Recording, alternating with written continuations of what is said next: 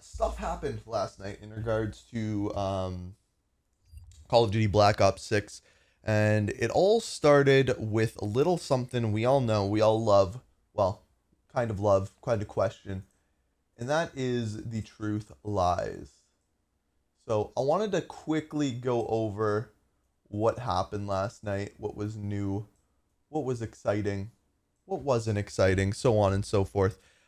So to keep it brief, at around I think it was like 8 p.m. last night, Noah J uploaded a video to YouTube, and it was a package from Call of Duty, which was a TV kind of similar to this one, a VHS tape, and on top of that, a on the VHS tape, it played kind of the similar style videos to what we saw on thetruthlies.com. Now, I'm going to go over here and see if I can find this because the VHS tape had a little slogan on it. I can't find it.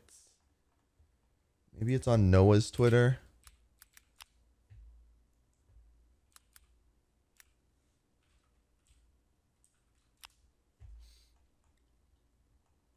Oh, no, it's not there either. I can't find it, but it essentially, I'll find it. I will find it. I swear Charlie Intel tweeted it out. I guess they didn't. Anyway, the VHS tape had something to play that was very similar to what we saw on the other channels. So if we go back to channel 1, I'm going to turn the volume on. Turn it way down. So channel 1, we have the Weather Network. This was with Open Your Eyes. Did these channels actually change? Because this used to be highlighted, Tear Down the Lies and Truth Cometh. I think that actually changed. Wide Open Eyes. I believe that changed to be the highlighted one. So I think that's actually new. Right? Because Tear Down the Lies and Truth Cometh were the ones that were highlighted before. I believe everything else here is the same, but Wide Open Eyes, I believe, is new. Anyway, then we have Channel 2. This is the one where they post the posters, the Truth Lies posters, seemingly in New York. We know what this one is. We don't really need to talk about it. This was the very first one. This is the one that sparked everything. This used to be Channel 1. Now it is Channel 3. This is where they put the mass on top of Mount Rushmore. Channel 4, we are waiting for. It may happen today. So if it happens during the live stream, I will keep you guys updated on that. And then Channel 5 is the new one from yesterday. So this one is wild. I made a video on this already, but we have Chia Pets, and then we have 1991. I actually want to go back because there's something here that I wanted to look at that I didn't see when I actually first made the video of it. And that's when we get, not this, this. So this is Pleasant Valley. This is like Pleasant Valley Road and then Tranquility. Interesting. There's a couple things in here that I didn't mention in my video that I wanted to point out. I saw in comments, things along those lines, but we'll pause as we go through. We've got, of course, Bill Clinton playing the saxophone. I believe everything we see from Bill Clinton in this is him running or preparing to run for president. So it's very possible that in the game we have him, George Bush Sr., and George Bush Jr., all kind of in it, and we all see all three of them throughout this, and I'll point it out. We also have CIA recruitment soaring, as well as the Pentagon. CIA has reached an all-time high. This is an important one. This is the Frank's Woods. This tells us that Frank Woods is indeed making a return. I find it crazy that they briefly just glossed over that one, and that's really all that we got on that. Then things get mysterious. Ladies and gentlemen, we are talking. So I believe that was George Bush Sr. I could be wrong. We are talking to you. You may remember. Remember. A better time. So there we go. We had, I believe that was once again Bill Clinton. But like just lots of 90s stuff. Suburbs. This is actually our first look at seemingly gameplay.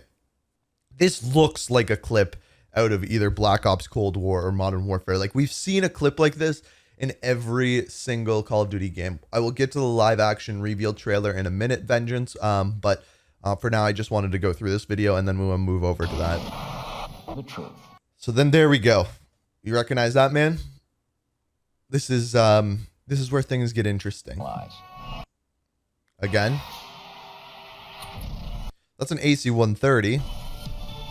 You were blind to the Sweet lies. dance music. Blind. That was Saddam Hussein. We will come back to him, but he appears several times throughout this. You must find the truth. So, one thing that you're going to see after this point, once again, that's Saddam Hussein, but one thing you're going to see after this point is the eyes. We see red eyes and we see blue eyes. I believe that this is hinting at MK Ultra. If you don't know what MK Ultra is, basically, if you played Call of Duty Black Ops Cold War, that whole thing where they were implanting memories into Bell, that is essentially MK Ultra, the thing that Adler was doing to him.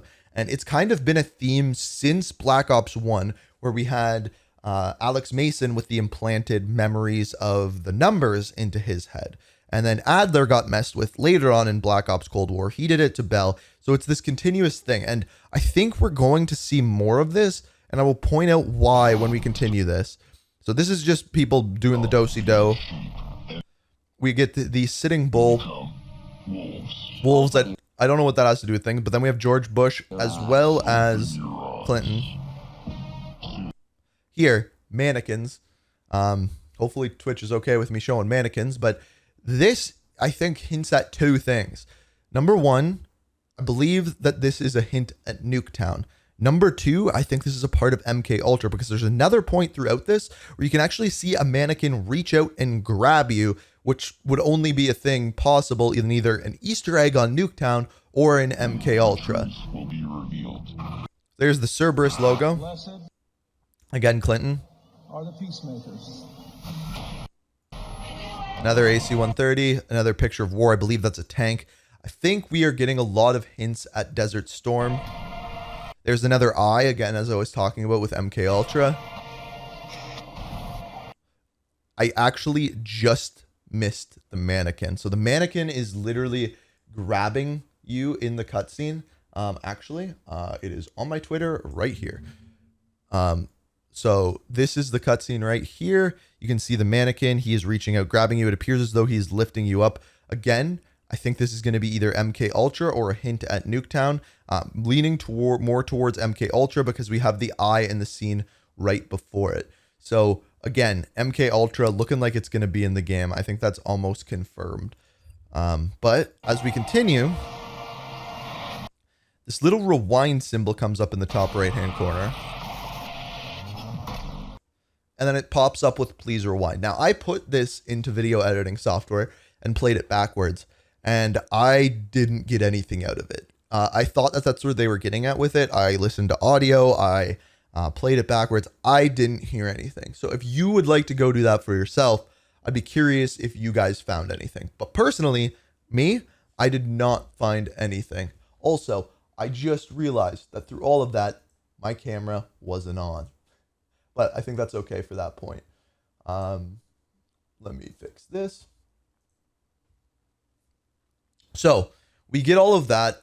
And then, of course, we also have channel 6, which is the one that we've already seen. Nothing too crazy there.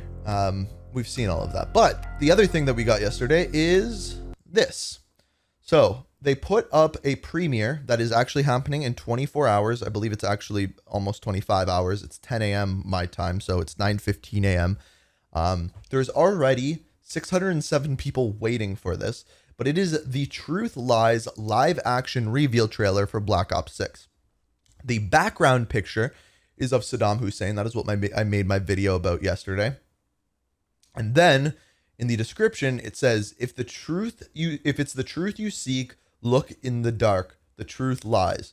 Nothing else hidden in here, but they do have a set of coordinates down in the bottom right-hand corner of the thumbnail, which does lead to Saddam Hussein's palace in Baghdad. Again, hinting at the fact that, yes, indeed, we will be getting Saddam Hussein as our major bad guy within Black Ops 6. I don't even know the games anymore. So in conjunction with the two things here where we have this long-winded kind of trailer, it appears as though it is going to be a very big thing. 91 is going to be our main time period. We have Clinton, we have Bush. A lot revolving around the CIA, MK Ultra, Frank Woods, Saddam Hussein. That kind of summarizes this one as a whole. A mix between Frank Woods, new character, of course, presidents being involved with it, the American people, and of course Saddam Hussein being the main bad guy. We do get a little bit of gameplay as well, which I talked about in my video from yesterday. But yeah, that's basically all we have. Now, what I'm curious about is what they are going to do with Saddam Hussein. Okay, so this is on Reddit. It says, explain like I'm 5, the Gulf War. Kuwait funds Iraq forever war with Iran. Iran owes Kuwait a ton of money.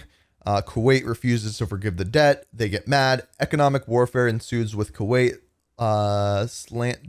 drilling into Iraqi oil fields, increasing oil production and driving down the cost of oil. This totally messes with Iraq's emotions, in other words, money. Iraq says, take that, and invades Kuwait. Then the USA lays the smackdown on Iraq for ever and ever and ever. Amen. What a way of explaining. All right, do we have any other ones? Iraq financed their 8-year war against Iran with funds primarily from KSA and Kuwait. By the ceasefire of that conflict, Iraq was more or less broke and could not get loan forgiveness. Iraq blamed Kuwait for sabotaging oil prices by exceeding the OPEC quotas and also disputed certain territories. So to make it short, Iraq annexed Kuwait. President Bush, 41, just to be clear, immediately dispatched elements from the the 18th Airborne Corps, which was part of that time to defend KSA from similar invasion. In the next year, U.S. forces were deployed to the region in preparation for an attack, and an international coalition was built to take Kuwait back. A month-long air war preceded a ground attack, which was completed in 100 hours. Let me see if I can find another one of these, because there's one that I'm interested in. So, here's another one of those. Explain like I'm fine. The ground campaign of Operation Desert Storm. Although I do feel bad coming here asking for help for homework, but I find the internet is getting much too detailed. This was 13 years ago. I hope he completed his homework. So Norman U.S. General in charge of Desert Shield and Desert Storm, decided on an air campaign to take out the command and control capabilities of Iraq military. This lasted approximately 6 weeks from early January through to mid-February of 91. See why I looked this one up? The Iraqis had a top-heavy CNC structure, meaning the frontline units were taking orders directly from Baghdad and had very little flexibility to operate their own condition on their own condition as conditions changed. This helped preserve control over the military and country by government and reduced the possibility of a military coup, but proved deficient when it came to time to act in defense of Iraq. So in other words, they couldn't act quickly enough against the US. Anyways, once the CNC structure was out of commission, the ground war began. A number of amphibious crafts were put off the coast of Kuwait to give the impression an amphibious landing was going to be performed along with a direct drive through Kuwait by Allied coalition. It was a bluff. While Iraqi attention and defense were targeted towards the coast of the Iraqi-Kuwait border, the coalition launched a flanking movement through the western Iraq, northern Saudi border with the intent to sweep around and cut off Iraqi troops in Kuwait from the rest of Iraq. Image. Hopefully I'm allowed to show this. Oh, no, never mind. See, I really hope you finish this homework. As it turned out, once this got underway, the Iraqi military more or less decided that they'd had enough and left en masse. Just for good measure, the Air Force decided to destroy them on the way out from Kuwait. Okay. The ground war lasted around 100 hours before a ceasefire was declared and combat operations ended. So that will be in Black Ops 6. Does Inkslasher really not know how to pronounce Schwarzkopf. Schwarzkopf. Norman Schwarzkopf. Am I right? Did I do it right? So yeah, Desert Storm will 100% be a part of it. I'm interested to see timeline of Saddam's life. April 1937, Saddam Hussein was born in Iraq. 56, joins the Ba'ath Party. 63, so that would make him like late 20s, late 20s. He returns to Baghdad after the Ba'ath Party comes to power in a military coup, and the Ba'athists are defeated 9 months later. Saddam is jailed and elected while in prison as the Ba'ath Party Deputy Secretary General. The Ba'ath Party seizes power from Abdul Mohammed Aref, and so this is 1968. He signs the border agreement. Can you see all these ads on here? Like, what is going on? 79, steps down. Saddam becomes president. 80, war starts between Iraq and Iran. So this was the one funded by Kuwait. At 88, the Iraqi army bombs Halabja and gasses 5,000 Kurdish villagers. Okay, so this is when people in America would start taking notice. August 88, a ceasefire is signed between Iran and Iraq. 90, Saddam invades and annexes Kuwait. So that's to do with the debt that we just talked about. And that's pretty much it. So this is why I was confused that Saddam Hussein... Oh, wait. On January 1991, U.S.-led Operation Desert Storm and drives Iraqi out of Kuwait. So that's really the only Saddam Hussein that we have in 91. So this is why people were wondering, and I was wondering, whether or not Saddam Hussein would be in it, because he actually plays a minor role at this point. His role kind of amps up. 95, Saddam wins presidential referendum. Official figures giving him more than 99% of the vote. 2001, we know what happens then. He calls Iraq a rogue state. 2002, Saddam wins 100% votes. How does that happen? Like, clearly people are scared. December 2002, he apologizes for invading Kuwait. Kuwait does not accept the apology. February 2003, Saddam denies being in possession of any chemical nuclear weapons and denies that he has any links with Al-Qaeda. So that's him essentially denying 9/11 and denying having weapons of mass destruction. A U.S.-led coalition invades Iraq, and we know the rest. All right. There's your daily history lesson.